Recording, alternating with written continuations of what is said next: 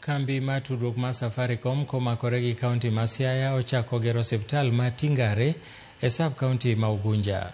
Safaricom ochiwo kony mar omenda maromo milion 50 mibiro tiyo godo e gero osiptalno, ka gavana ma Siaya osingo ni ibiro ndiki ji ma biro konyo jopiny e osiptalno. Isaac Okech nigi ler mathoth.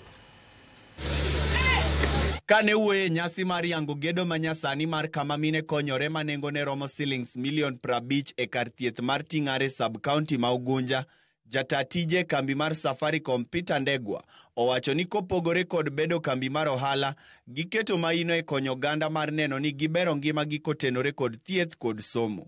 Bende olero ni kar thieth ma Tingare dhi bedo kod otendni 40, kar rito mine ma konyore, kar nindo mar nyithindo, kisima pi ma igoyo kod teko mar chieng' kata sola. I believe based on the work we are doing, we will make this a level 4 hospital in the future. Itakuwa hub ya watu kutoka hapa, hata wengine watakuwa wakitoka upande wa Kakamega, wanakuja hapa. Leo I saw a lady who delivered a child called Consolata. Consolata was telling the mother to call her Consolata M-Pesa, kwa vile M-Pesa ina celebrate 15. Ndego wacho ni Safaricom kod M-Pesa Foundation gie sani osetiyo kod omenda madirom shillings milion 200 e weche mag somo kod thieth e kaunti ma Siaya kende. M-Pesa Foundation na Safaricom Foundation, we have spent 200 million.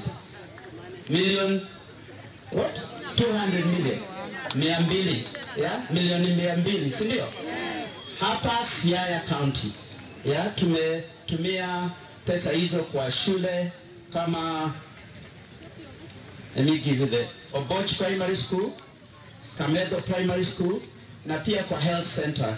Nyangu is under construction, na sasa tumeanza hii, si ndio? Korka kore, Gavana ma Siaya James Orengo puoyo sir ma kaunti osebedo ka yudo kowuok kuom Safaricom Foundation.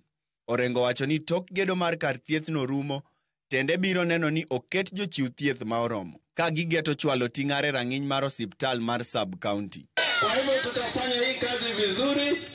Wale wataalam ambao county government inatakiwa walete katika hii ambao tunajenga, tutaleta wataalamu.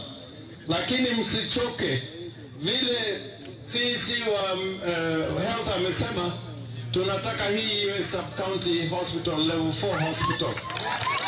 Jatend migao mar thieth e kaunti ma Siaya Martin Konyango omedo ni kar thieth no ochwal e rang'iny mar level 4 kendo biro konyo jodak ma osebedo ka wuotho kilomita 25 e manyo thieth e osiptal ma Ambira.